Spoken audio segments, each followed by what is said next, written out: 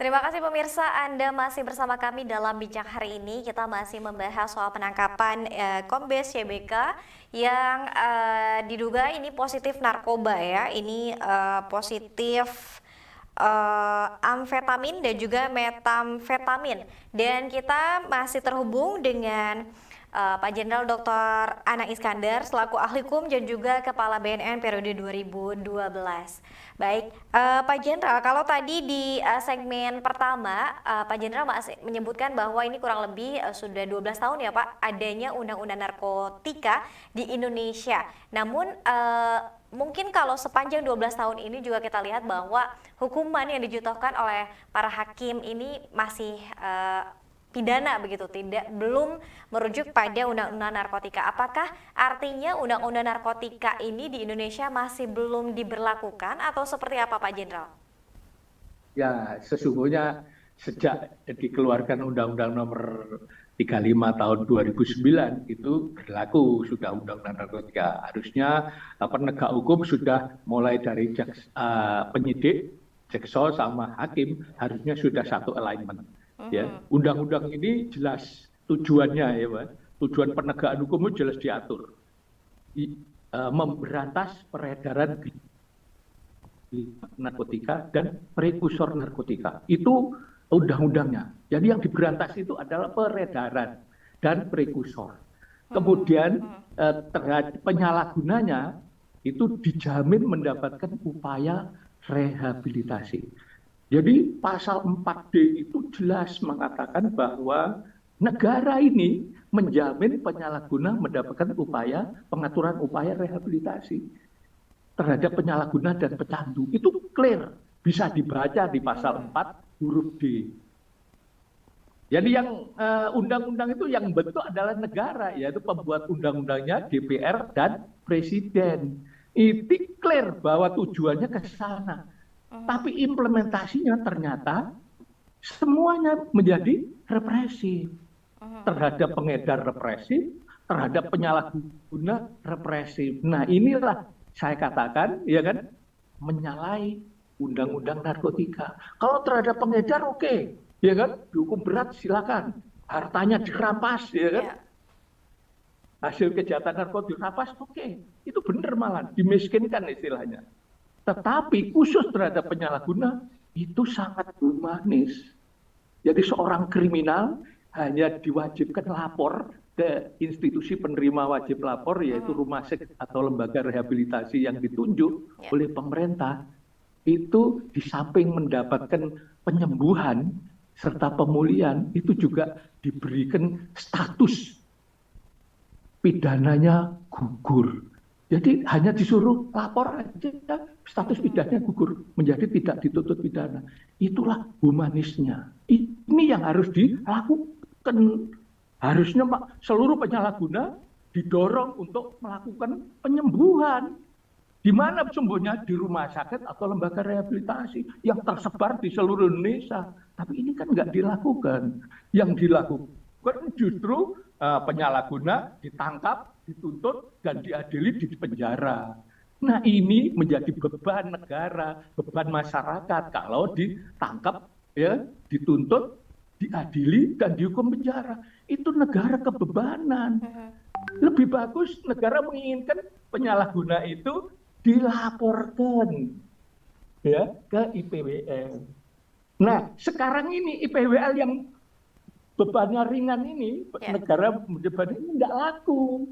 Yang laku itu ditangkepi. Nah, negara bebannya berat, belum lapas over kapasitas, belum nanti keluar dari penjara, relapse lagi, mengulangi lagi, kambuh lagi.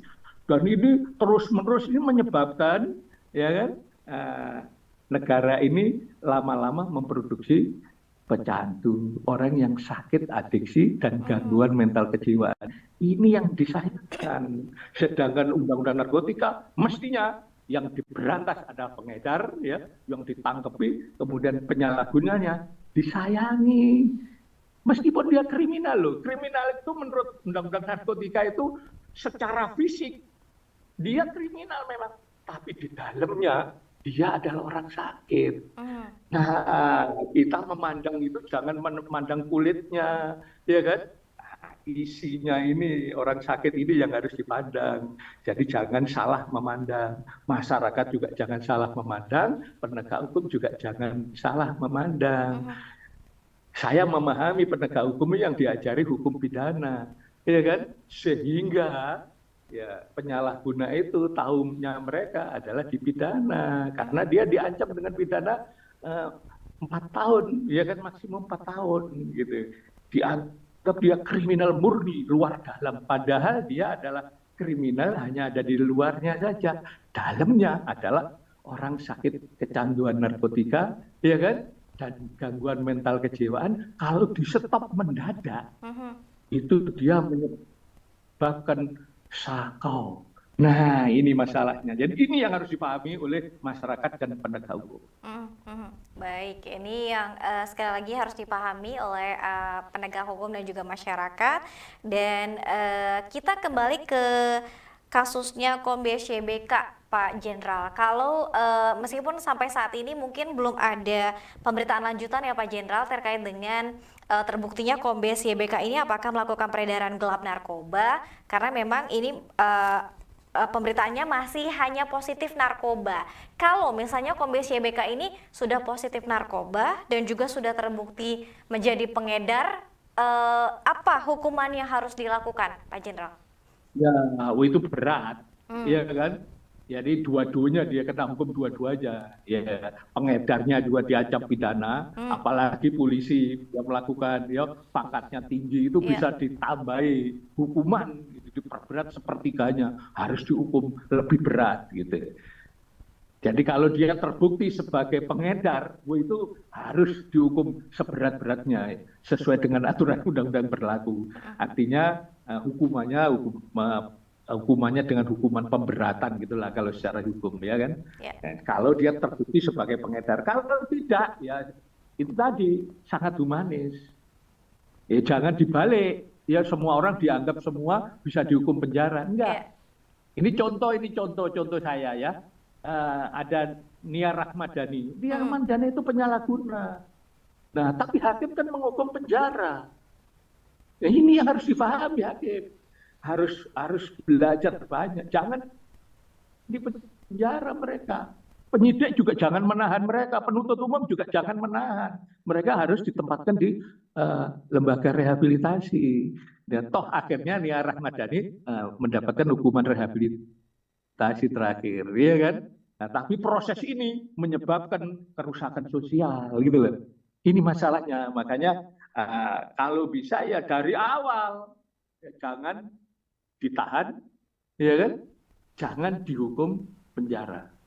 Mhm. Tapi hukumlah mereka dengan hukuman menjalani rehabilitasi. Ya. Itu hukuman menyelesaikan masalah sekaligus menyembuhkan. Hmm. Dan ini yang untung juga negara. Karena ini kepentingan negara. Disembuhkan itu juga kepentingan negara. Kenapa negara berkepentingan? Ya dia kalau sakit terus kemudian hukum penjara, kepentingan negara tidak terpenuhi, gitu loh. Sudah rugi, kepentingannya tidak terpenuhi. Makanya kalau istilahnya kalau penyalahguna di penjara itu ya kerugiannya luar dalam, gitu loh. Kerugiannya luar dalam. Artinya bebannya itu luar dalam, beban berat ya. Bukan negara itu rugi untuk membiayai penegakan hukum, tidak. Ya kan? Negara ini rugi karena sesungguhnya negara sudah membelikan jalan, yaitu wajib lapor pecandu itu biayanya sangat murah. Tapi kalau ditangkepi, ya kan, melalui penegakan hukum, coba berapa biaya penyidikan, berapa biaya penuntutan, berapa biaya mengadili, berapa biaya menjalani putusan. Ya kan, saya dengar aja dari Menteri Hukum dan HAM ya, biaya makan tahanan aja 1 triliun lebih, ya kan? Hmm. Ya. Itu 50% lebih adalah penyalahgunaan narkotika. Ya, ini masalahnya. Mhm. Baik, ini kalau misalnya tadi kita kembali lagi kepada Undang-Undang Narkoba, kemudian juga diadili sebagai berlandaskan restoratif justice tadi, mungkin akan bisa menyelesaikan juga tadi seperti lapas yang over capacity, kemudian juga para penyalahguna narkoba ini bisa lebih sembuh ya Pak Jenderal ketika misalnya Ya, betul. keluar dari penjara dia sembuh dan tidak menggunakan narkoba lagi. Ya, itu yang penting, itu tujuan. Iya, Ya, tujuan hukum mesti ya. Tujuan penghukuman itu ya. iya. Jadi kalau dihukum penjara pasti saya yang memastikan. Kalau penyalahguna dihukum penjara, saya yang memastikan dia tidak sembuh. Mm-mm. Baik, Itu Pak Jenderal, baik. artinya saya minta bantuan sama ahlinya, ya kan. Saya bisa memastikan karena itu omongannya ahli adiksi narkotika. Jadi kalau Iya. sudah kena sakit adiksi itu susah untuk sembuh kalau tidak dilakukan rehabilitasi dengan sungguh-sungguh. Mhm. Itu artinya. Ya, Pak Jenderal, kita masih ada satu segmen terakhir. Kita akan melihat beberapa pertanyaan Pak Jenderal yang sudah ikut serta di kanal YouTube Sultan Ya. TV. Nanti kita akan bacakan pemirsa usai jeda. Tetap bersama kami, pemirsa dalam Bincang hari ini.